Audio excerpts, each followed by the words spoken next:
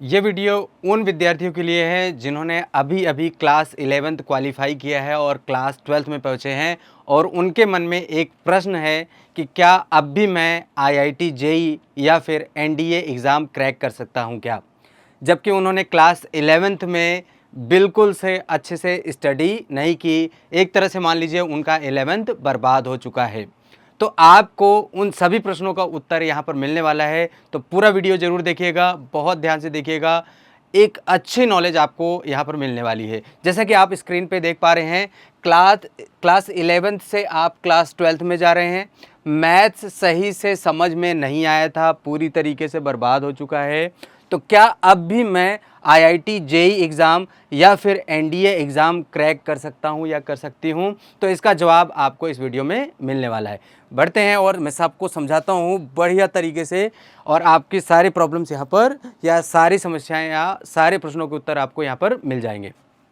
अब सबसे बड़ी बात है ना कि क्लास 11th आपका मैथ्स बर्बाद क्यों हुआ था, उसका भी कारण समझ लीजिएगा। एक्चुअली में इसके दो बड़े कारण हैं।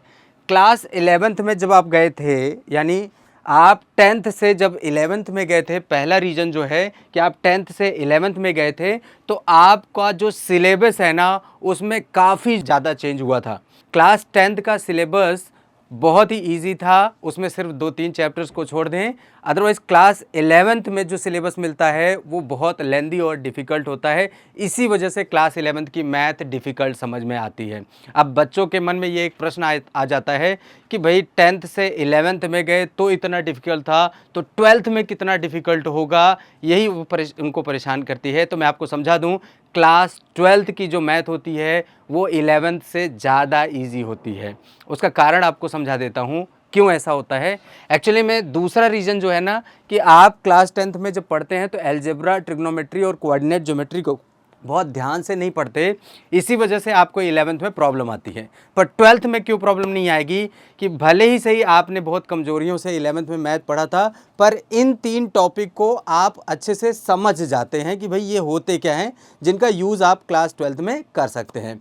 तो आइए अब समझते हैं कि भाई क्लास 12th में ऐसी मैथ में क्या ऐसी खास बात है जिससे आप 11th में बर्बाद होने के बाद भी, मैथ्स बर्बाद होने के बाद भी आप 12th में मैथ बहुत अच्छा कर सकते हैं। और इसके साथ साथ आपको वो भी जवाब मिल जाएगा कि भाई 11th 12th की मैथ पढ़ने के बाद एनडीए और आईआईटी जेई के एग्ज़ाम क्रैक हो सकते हैं नहीं। आइए देखते हैं, समझते हैं इसको। एक्चुअली में क्लास 12th का सिलेबस मैंने यहाँ पर लिखा हुआ है मैथ्स का, इसको मैंने 3 पार्ट्स में डिवाइड किया हुआ है, अच्छे से समझिएगा।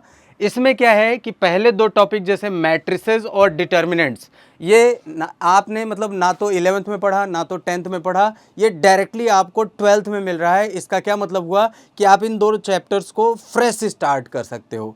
अब उस बच्चे ने जिसने 11th में बहुत अच्छा स्कोर गेन किया है और वो बच्चा जिसने 11th में बिल्कुल नहीं पढ़ा है, वो दोनों फ्रेश स्टार्ट कर सकते हैं। तो आपकी मर्जी है, आप मेहनत करिए और इसको अच्छा करिए। दूसरी बात, कैलकुलस। अब कैलकुलस में जो है ना कई सारे चैप्टर्स आते हैं, जैसे फंक्शंस हैं, लिमिट है, कंटिन्यूटी, डिफरेंशिएबिलिटी है, एप्लीकेशन ऑफ डेरिवेटिव्स है, डिफिनिट एंड इनडेफिनिट इंटीग्रेशन है, एप्लीकेशन ऑफ इंटीग्रेशन है और डिफरेंशियल इक्वेशन है। ये जो कैलकुलस का पार्ट है जिनमें इतने चैप्टर्स आ रहे हैं, ये टोटल 12th का 60% कंटेन करता है। आपने 11th में अगर थोड़ी भी अलजेब्रा, ट्रिग्नोमेट्री और कोऑर्डिनेट ज्योमेट्री कर रखा है तो आपको इनमें समझने में कोई प्रॉब्लम नहीं आएगी। अब देखिए यहाँ पर भी वही चीज़ें मैं कहूँगा, इसमें ज़्यादातर चैप्टर जो है ना सिर्फ लिमिट और कंटिन्यूटी को छोड़ दें और थोड़ा डेरिवेटिव को, तो आप यहाँ से भी फ्रेश स्टार्ट कर सकते हैं क्लास 12th में और इसको बहुत अच्छा कर सकते हैं। 60% ये कंटेन करता है क्लास 12th का सिलेबस। अब बात आ जाते हैं कुछ और जो चैप्टर्स है, जैसे वेक्टर है, 3D ज्योमेट्री है, प्रोबेबिलिटी में क्लास 11th का परमिटेशन एंड कॉम्बिनेशन आता है। आई होप आपने वो थोड़ा बहुत तो पढ़ा होगा, अगर थोड़ा बहुत भी पढ़ा है तो आप अच्छा कर पाएंगे। और लास्ट में ITF है, इन्वर्स ट्रिग्नोमेट्रिक फंक्शन है, जो क्लास 12th में है, 11th की ट्रिग्नोमेट्री से आ जाएगी। अब बात एक और मन में आती है प्रश्न की, भाई 12th का अगर हम मैथ अच्छा कर भी ले तो क्या हमारा एनडीए और आईआईटी जेई का एग्ज़ाम क्रैक हो सकता है क्या? उसका भी आंसर बहुत अच्छा सा मैं आपको समझा देता हूँ।